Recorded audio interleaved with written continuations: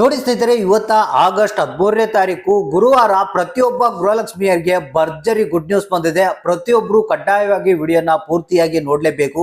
ಯಾಕಂದ್ರೆ 32ನೇ ಕಂತಿನ ಹಣ ಬಿಡುಗಡೆ ಆಗ್ತಾ ಇದೆ. ಇನ್ನು ಕೆಲವರಿಗೆ ಯಾರಿಗೆ ಹಣ ಬಂದಿಲ್ಲ, ಇವತ್ತ ಮತ್ತೆ 32ನೇ ಕಂತಿನ ಹಣ ಬಿಡುಗಡೆ ಆಗ್ತಾ ಇದೆ. ಇದು ಒಂದೇ ಅಲ್ಲ, ರಾಜ್ಯ ಸರ್ಕಾರ ಮತ್ತೊಂದು ಭರ್ಜರಿ ಗುಡ್ ನ್ಯೂಸ್ ಅನ್ನ ಕೊಟ್ಟಿದೆ. ನಿಮ್ಮ ಖಾತೆಗಳಿಗೆ 33ನೇ ಕಂತಿನ ಹಣ ಕೂಡ ಬಿಡುಗಡೆ ಆಗ್ತಾ ಇದೆ. ಹೌದು ಸ್ನೇಹಿತರೆ, ಜುಲೈ ತಿಂಗಳದ್ದು ಹಣ ಏನು ಪೆಂಡಿಂಗ್ ಇತ್ತು ಅದು ಕೂಡ ಬಿಡುಗಡೆ ಆಗ್ತಾ ಇದೆ.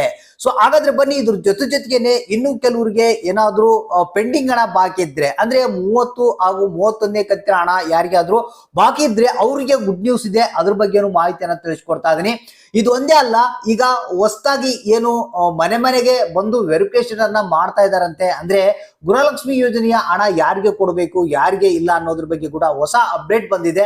ಪ್ರತಿಯೊಬ್ರು ಈಗ ಕಾಯ್ತಾ ಇದ್ದಾರೆ. ಏನಪ್ಪಾ ಅಂತಂದ್ರೆ ಅರ್ಜಿಯನ್ನ ಎಲ್ಲಿ ಸಲ್ಲಿಸಬೇಕು, ಯಾವ ರೀತಿ ಸಲ್ಲಿಸಬೇಕು ಅಂತ ತಲೆ ಕೆಡಿಸ್ಕೊಂಡು ಕುಂತಿದ್ದಾರೆ.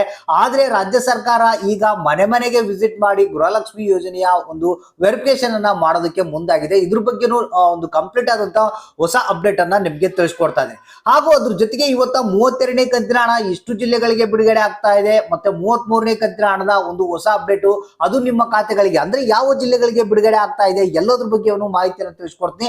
ಇನ್ನು ಕೆಲವರು ಕೇಳ್ತಾ ಇದ್ದಾರೆ, ಸರ್ ನಮ್ಗೆ ಪೆಂಡಿಂಗ್ ಹಣನೇ ಬಂದಿಲ್ಲ, ಈ ಜಿಲ್ಲೆಗೆ ಬಂದಿಲ್ಲ, ಅಂದ್ರೆ 30ನೇ ಕಂತು ಬಂದಿಲ್ಲ, 31ನೇ ಕಂತಿನ ಹಣ ಬಂದಿಲ್ಲ, 2 ಕಂತು 3 ಕಂತು ಬಂದಿಲ್ಲ ಅಂತ ಕೆಲವರು ಕೇಳ್ತಾ ಇದ್ದಾರೆ. ಅವ್ರ ಬಗ್ಗೆನೂ ಒಂದು ಗುಡ್ ನ್ಯೂಸ್ ಇದೆ, ಅದ್ರ ಬಗ್ಗೆನೂ ಮಾಹಿತಿಯನ್ನು ತಿಳಿಸ್ಕೊಡ್ತಾ ಇದೀನಿ. ಹಾಗಾದ್ರೆ ಬನ್ನಿ, ವಿಡಿಯೋನ ಪೂರ್ತಿಯಾಗಿ ನೋಡಿ, ಆದಷ್ಟು ಮಂದಿಗೆ ಈ ಒಂದು ಮಾಹಿತಿಯನ್ನ ಶೇರ್ ಮಾಡಿ. ನೋಡಿ ಸ್ನೇಹಿತರೆ, ನಿಮ್ಗೆಲ್ಲ ಗೊತ್ತಿರುವ ಹಾಗೆ ಈಗಾಗಲೇ ಬಹಳಷ್ಟು ಮಂದಿ ಏನಪ್ಪಾ ಅಂದ್ರೆ ಅರ್ಜಿಯನ್ನ ಸಲ್ಲಿಸಬೇಕಲ್ಲಪ್ಪ ಅಂತ ತಲೆ ಕೆಡಿಸ್ಕೊಂಡು ಕೂತಿದ್ರು. ಆದ್ರೆ ರಾಜ್ಯ ಸರ್ಕಾರ ದಿನನೇ ಬೇರೆ ಬೇರೆ ರೀತಿಯಾದಂತಹ ಹೊಸ ಅಪ್ಡೇಟ್ ಗಳನ್ನ ತರ್ತಾ ಇದೆ. ಈಗ ಒಳಗೆ ಏನ್ ಮಾಡ್ತಾ ಇದೆಯಪ್ಪ ಅಂತಂದ್ರೆ ರಾಜ್ಯ ಸರ್ಕಾರ ಮನೆಗೂ ಏನು ಗೃಹಲಕ್ಷ್ಮಿ ಯೋಜನೆಯ ವೆರಿಫಿಕೇಶನ್ ಅನ್ನ ಮಾಡ್ತಾ ಇದೆ. ಅಂದ್ರೆ ಈಗ ಯಾರು ಮರಣ ಹೊಂದಿರ್ತಾರೆ ಅಂತವರ ಹೆಸರುಗಳನ್ನ ಡಿಲೀಟ್ ಮಾಡಬೇಕು. ಮತ್ತೆ ಒಂದೇ ಮನೆಯಲ್ಲಿ ಯಾರು ಡಬಲ್ ಹಣ ಪಡಿತಿರ್ತಾರೆ, ಒಂದೇ ಕುಟುಂಬ ಇರುತ್ತೆ, ಅತ್ತೆ ಸೊಸೆ ನಾದಿನಿ ಈ ರೀತಿಯಾಗಿ ಬೇರೆ ಬೇರೆ ಹಣ ಪಡಿತಿರ್ತಾರೆ, ಅವ್ರದ್ದು ಕೂಡ ಹಣ ಕೊಡೋದನ್ನ ಬಂದ್ ಮಾಡಬೇಕು. ಮತ್ತೆ ಯಾರು ಇನ್ಕಮ್ ಟ್ಯಾಕ್ಸ್ ಪೇ ಇರ್ತಾರೆ, GST ಪೇ ಇರ್ತಾರೆ, ಅವ್ರಿಗೆ ಹಣ ಕೊಡೋದನ್ನ ಬಂದ್ ಮಾಡಬೇಕು. ಮತ್ತೆ ನಮ್ಮ ಕರ್ನಾಟಕ ರಾಜ್ಯದವ್ರು ಬಿಟ್ಟು ಹೊರ ರಾಜ್ಯದವ್ರು ಏನಿರ್ತಾರೆ ಅವ್ರಿಗೆ ಕೂಡ ಹಣ ಕೊಡೋದನ್ನ ಬಂದ್ ಮಾಡ್ಬೇಕಂತ ಹೇಳಿ ವೆರಿಫಿಕೇಶನ್ ಮಾಡ್ತಾ ಇದೆ. ಈ ರೀತಿಯಾದಂತ ಪ್ಲಾನ್ ಮಾಡ್ತಾ ಇದೆ. ಆದ್ರೆ ಇಲ್ಲಿ ಒಂದು ಒರಿಜಿನಲ್ ವಿಚಾರ ಏನಪ್ಪಾ ಅಂದ್ರೆ ರಾಜ್ಯ ಸರ್ಕಾರ ಹೇಳಿರುವಂತದ್ದು, ಯಾರು ಬಡವರು ಇರ್ತಾರೆ, ಯಾರು ಕರೆಕ್ಟ್ ಆದಂತ ಮಾಹಿತಿ ಇರುತ್ತೆ ಅವ್ರಿಗೆ 100% ಆಗಿ ನಾವು ಹಣವನ್ನ ಕೊಡ್ತೀವಿ ಅಂತ ಹೇಳ್ತಾ ಇದ್ದಾರೆ. ಏನು ಈ ವೆರಿಫಿಕೇಶನ್ ಆದ ನಂತರ ಅರ್ಜಿಯನ್ನ ಸಲ್ಲಿಸೋದು ಇದ್ರೂ ಇರ್ಬೋದು, ಇಲ್ದ್ರೂ ಇಲ್ಲ, ಇದನ್ನ ಕಂಟಿನ್ಯೂ ಅದೇ ರೀತಿಯಾಗಿ ಹಣ ಕೊಡೋದನ್ನ ಮುಂದುವರಿಸ್ತಾರೆ ಅಂತ ಅನಿಸ್ತಾ ಇದೆ. ಸೊ ಹಾಗಾದ್ರೆ ಕಾದು ನೋಡೋಣ.